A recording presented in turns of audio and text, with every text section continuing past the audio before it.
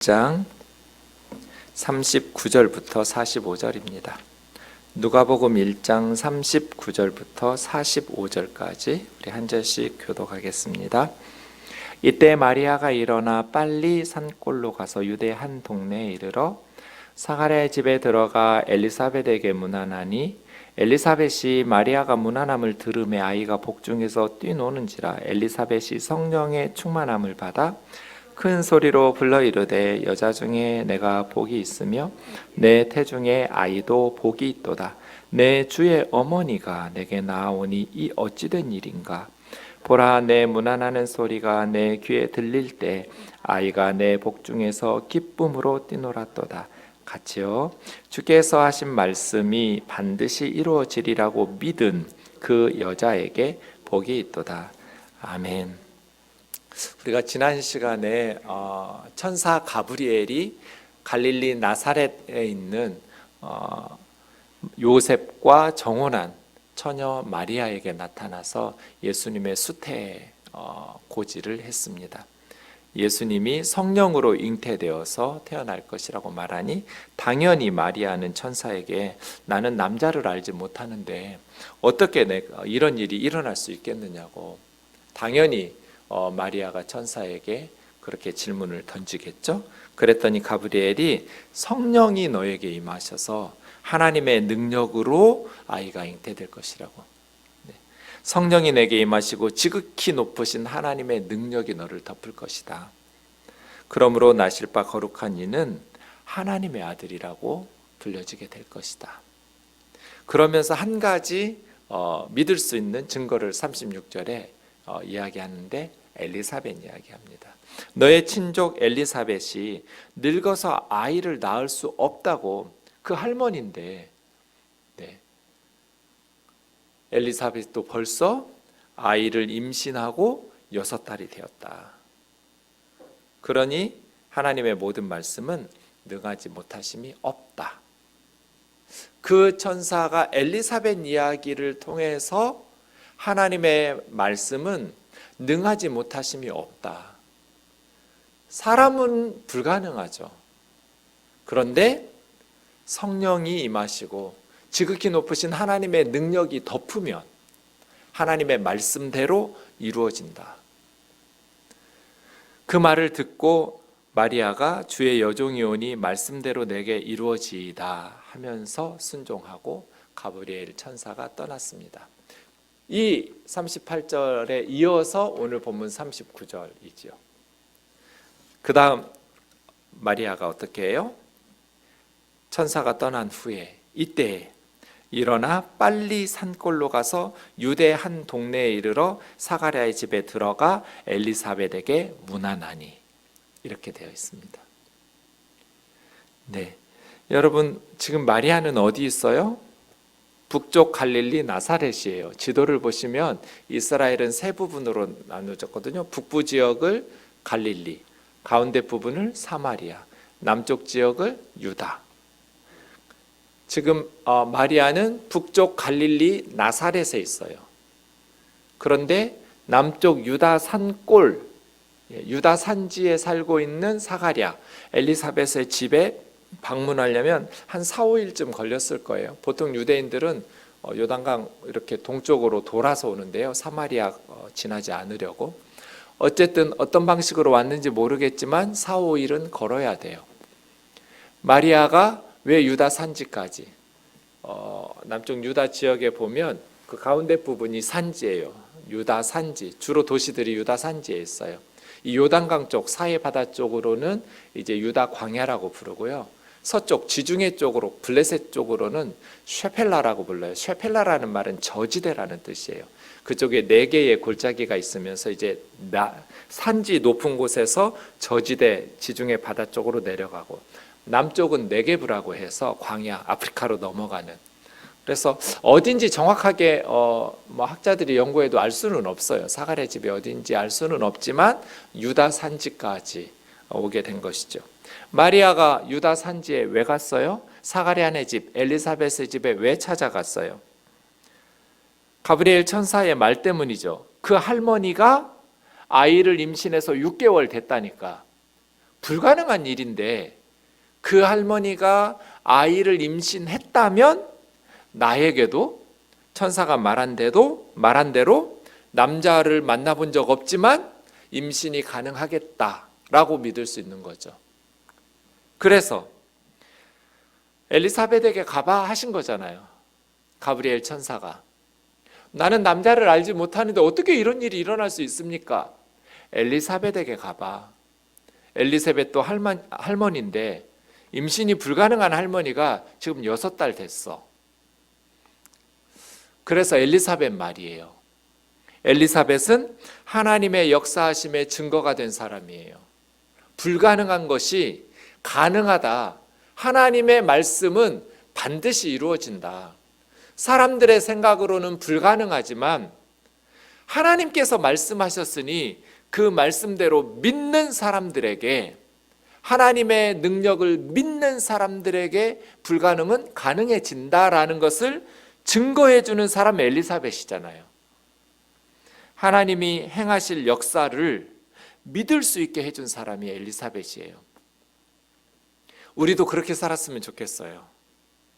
세상 사람들에게 아무개를 봐봐, 아무개한테 가봐, 하나님이 어떻게 일하셨는지, 하나님의 말씀을 믿는 사람들에게 어떤 일이 일어나는지, 하나님의 역사하심의 증거가 되는 사람, 그래서 하나님이 앞으로 행하실 것들을 믿을 수 있도록 해주는 사람, 엘리사벳 같은 사람. 사가랴와 엘리사벳 처음에는 못 믿었죠. 그래서 벙어리가 되었어요, 사가랴는. 그런데 천사가 여호와의 모든 말씀은 능하지 못하심이 없느니라. 여호와의 모든 말씀은 능하지 못하심이 없다. 그 말씀을 듣고 사가랴와 엘리사벳이 믿음으로 하나님 앞에 순종하고 기도했을 때 아이가 임신이 된 거잖아요. 하나님의 역사하심의 증거가 되는 사람, 그런 믿음의 사람. 우리가 그렇게 살았으면 좋겠어요. 우리 아이들이 보면서 우리 목사님 보니까 하나님이 살아계셔. 우리 엄마 보니까 하나님이 살아계셔. 하나님의 행하실 역사를 기대하고 믿을 수 있도록 해주는 사람. 마리아가 어떻게 그 시골 산골에, 작은 산골에 그 어린 10대 소녀가 어떻게 이 엄청난 일을 믿을 수 있겠어요? 그래서 엘리사벳에게 달려간 거예요. 56절에 보면 마리아는 엘리사벳의 집에 가서 3개월 동안 있었어요. 그러니까 엘리사벳이 6개월 지나면서 3개월이니까 9개월, 거의 이제 요한을 출산할 즈음까지 3개월 동안 엘리사벳의 집에 가서 있다가 다시 나사렛으로 돌아온 거죠. 결혼을 앞둔 처녀가 임신 초기 3개월을 사가랴와 엘리사벳의 영적인 충전을 받은 거예요. 그렇죠? 마리아의 태중에 예수님이 계셨을 때 얼마나 불안하겠어요, 이 어린 소녀가. 그럴 때 이 노년의 제사장 사가랴와 평생 하나님의 말씀에 순종하면서 경건하고 의롭게 살았던 하나님의 사람들인 이 부부, 사가랴와 엘리사벳 부부의 영적인 보호 속에서 이 불안하고 두려운, 한편으로는 믿음으로 고백하다가도 한편으로는 불안하고 두려울 거잖아요. 어린 10대 소년인데 염려도 되고 걱정도 될 거잖아요.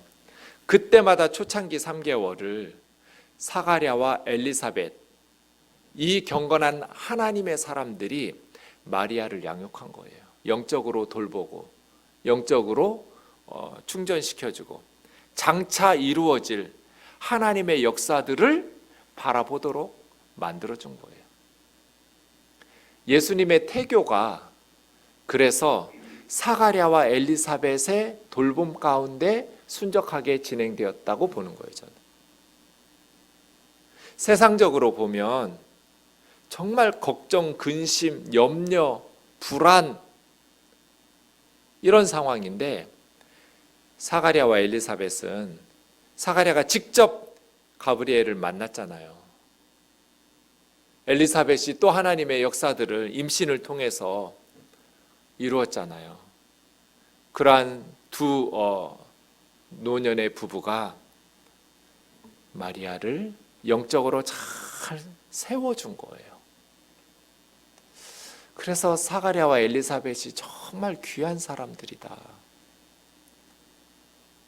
막 세상적으로 걱정시키고 어떡하냐, 한편으로는 좋을, 영적으로는 나중에는 좋겠지만 이런 식으로 아이를 불안하게 하지 않고 딱 영적인 거인 두 거장이 평생 기도로 말씀에 순종하면서 하나님 앞에 흠이 없이 의롭게 살았던 이 영적 노년의 영성을 지닌 두 거인이 어린 10대 13살쯤 됐을 거예요. 보통 그때 결혼했으니까요. 그 시대에는.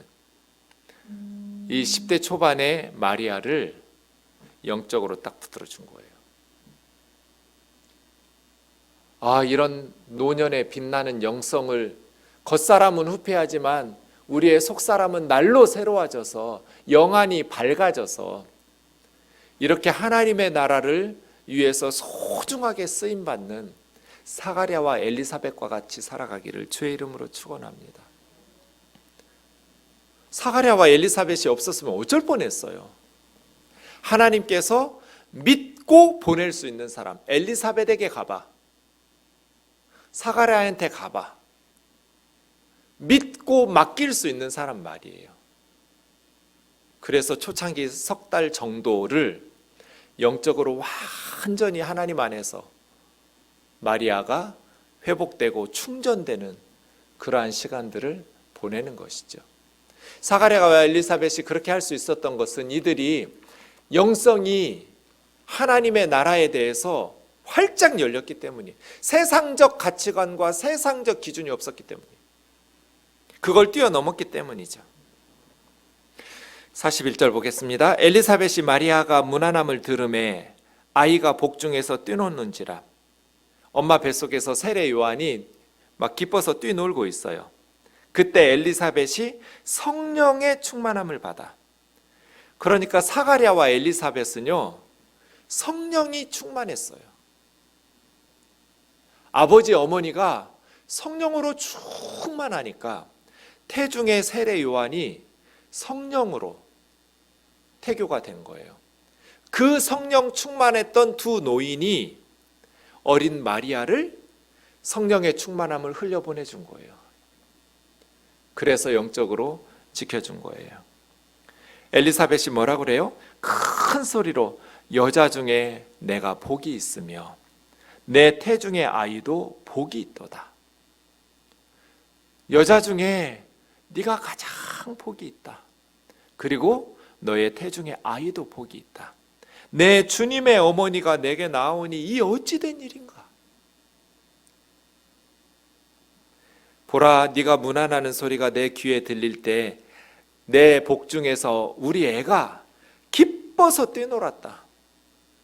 주의 어머니가 오시니까 내 태중에서 우리 애가 기뻐서 뛰놀더라. 주께서 하신 말씀이 반드시 이루어지리라고 믿은 그 여자에게 복이 있도다.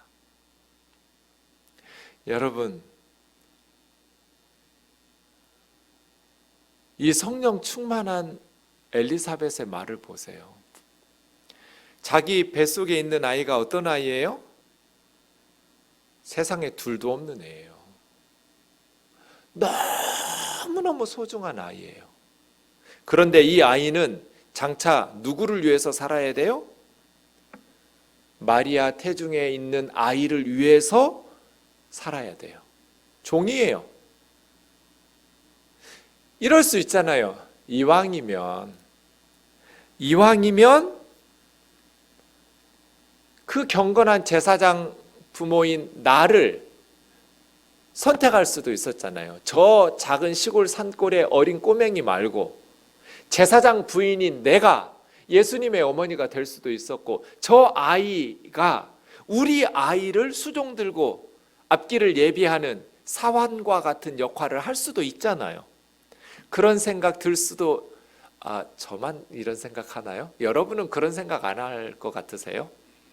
이왕이면 평생 말씀에 순종하면서 하나님 앞에 기도로 무장된 남편이 제사장인 내 아이가 주님이 되고 저 시골 산골의 어린 소녀의 아이가 우리 아이를 섬기는 사환이 되었으면 더 좋지 않을까요? 이런 시기 질투가 엘리사벳에게 없었어요. 만약에 그런 마음이 있었다면 마리아가 석 달 동안 엘리사벳 집에 못 있었을 거예요. 마음 불편해서. 그렇죠? 그래서 성령 충만. 시기 질투를 왜 할까요? 성령이 충만하지 못해서 그래요. 성령이 충만하면 시기 질투가 없어요. 갈라디아서 5장 24절부터 26절 보세요. 그리스도 예수의 사람들은 육체와 함께 그 정욕과 탐심을 십자가에 못 박았느니라. 맞죠? 원리적으로 그래요. 우리는 십자가에서 예수님과 함께 죽었어요. 내가 그리스도와 함께 십자가에 못 박혔나니 바울만 그래요? 우리 다 죽었어요. 이론적으로 그래요. 하나님께서 그렇게 여기셔요. 그러니까 우리가 죄사함 받은 거죠. 그리고 지금 우리가 사는 것은 부활하신 주님과 함께 다시 하나님을 위해서 살도록 부활의 새 생명을 다시 부활하신 주님과 연합하면서 부여받은 거예요. 그러니 정욕과 탐심은 십자가에 못 박아야 돼요. 정욕과 탐심이 우리를 유혹할 때 우리는 시체가 돼야 돼요. 시체는 반응이 없어요.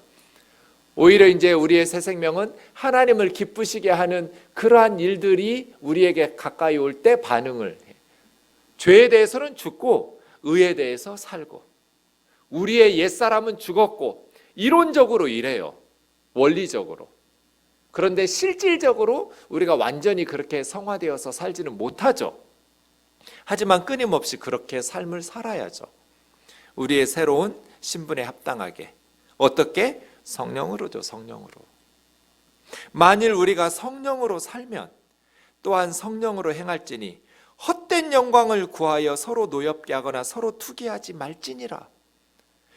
왜 예수님을 믿는데 그리스도 예수의 사람이라고 말하면서도 헛된 영광을 구해요? 왜 시기하고 질투해요? 성령으로 살지 못하기 때문이에요. 그건 우리의 죄악된 본성인 육체잖아요. 엘리사벳이 이왕이면 하나님 감사하긴 한데 우리 인간이 그렇잖아요. 그냥 너무너무 행복하다가도 더 어처구니 없는 사람이 나보다 더 좋은 선물을 받으면 시기 질투가 나잖아요. 그렇지 않아요? 저 신대원 갔을 때 정말 행복했어요. 날마다 행복했어요. 하나님의 말씀을 배우고 신학대학원에서 진짜 행복했는데요. 1년 거의 마무리하고 연말에 이제 졸업했던 학부 때 졸업했던 제가 CCC 출신인데 CCC의 홈커밍 데이 같은 거 연말 되면 하잖아요. 해마다 한 번씩 하는데 그해 12월에 학교에서 홈커밍 데이 하면서 재학생들이 여러 가지 준비하고 선배들 다 초대했어요. 거기 가서 이제 저희 동기들 1년 만에 만났잖아요. 졸업 후에 처음 만났어요.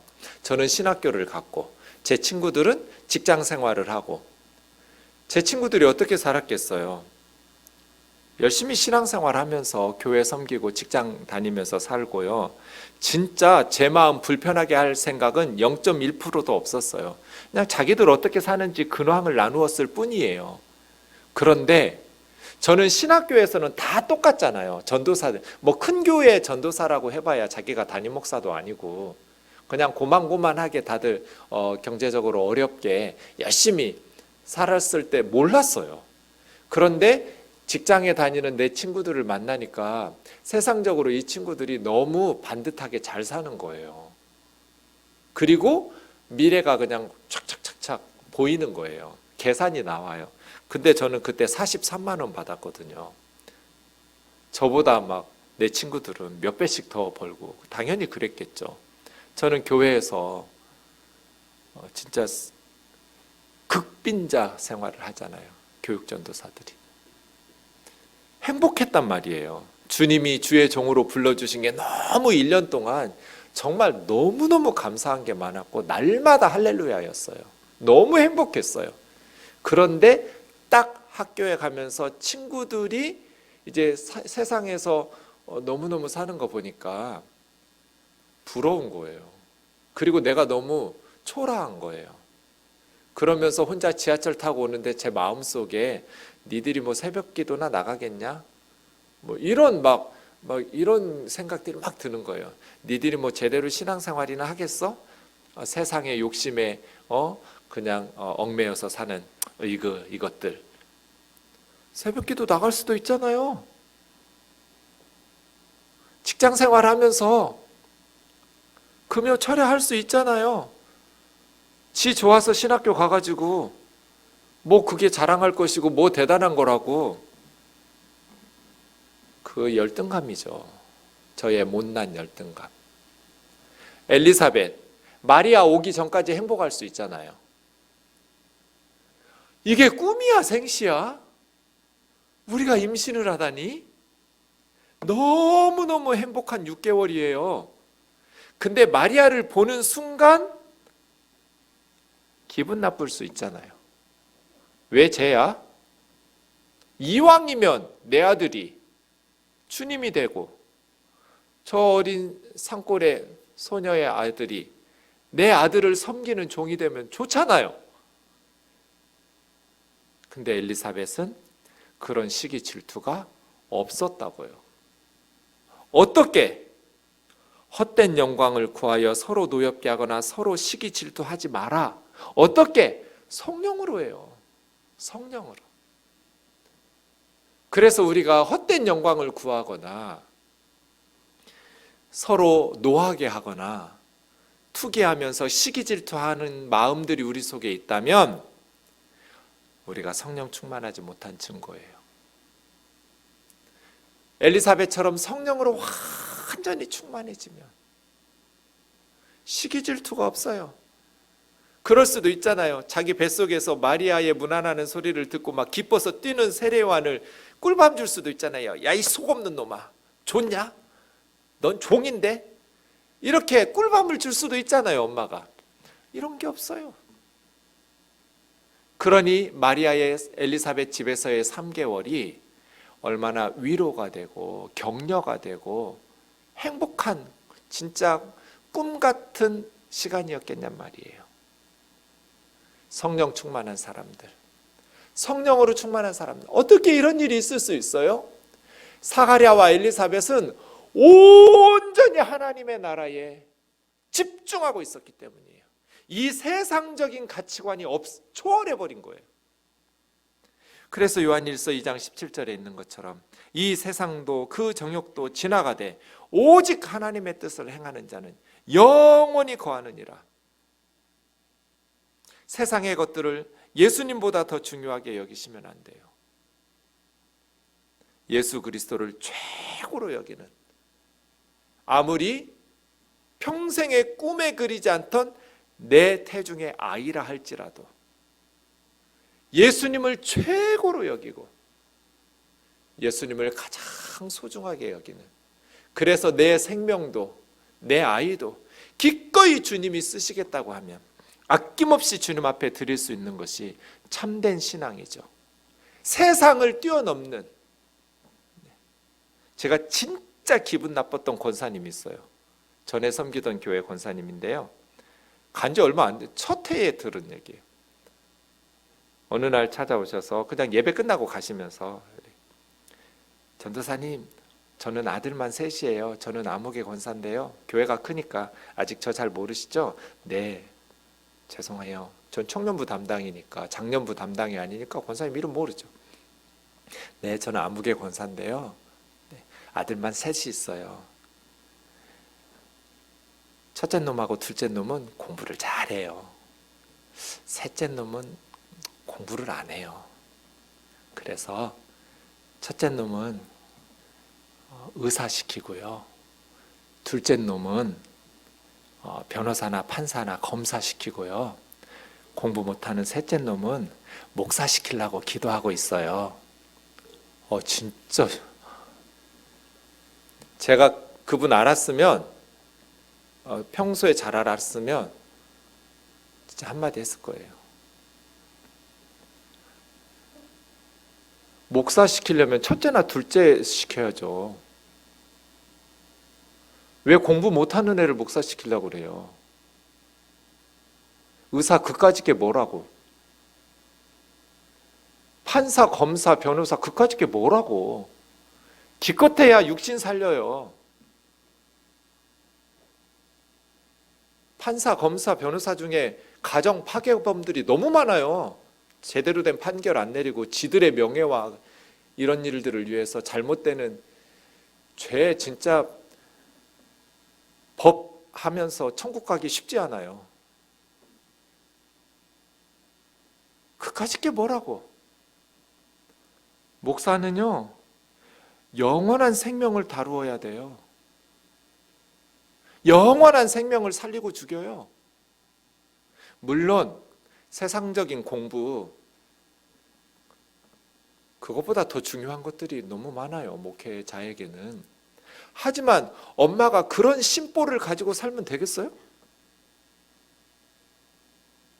저는 아들이 셋인데요.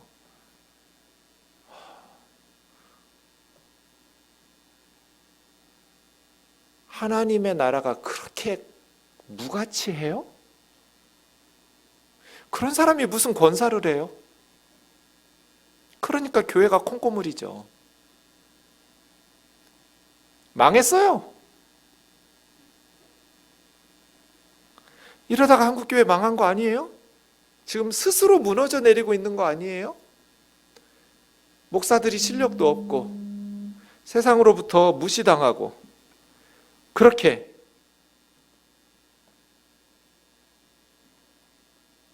세상의 신뢰를 받지 못하는데 말이에요. 세상의 그 무엇보다 예수님을 가장 소중하게 여겨야죠. 주님의 일을 가장 소중하게 여겨야죠. 내게 있는 가장 값진 것이 있으면 그거 별거 아니지만 이왕이면 공부 제일 잘하는 놈을 목사 만들어야 되고 제일 착하고 제일 훌륭한 놈을 주님께 바쳐야 되는 거 아니에요? 우리 다 주의 종이긴 하지만 앞장서서 주의 일을 하도록 하려면 말이에요. 엘리사벳, 사가랴, 세상에서 가장 소중한 세례 요한, 그 산골 소녀의 아들, 내 주님의 어머니가 나에게 오시다니 이 어찌된 일인가 감격해하면서 내 복중의 아이가 기쁨으로 뛰어놀았다고.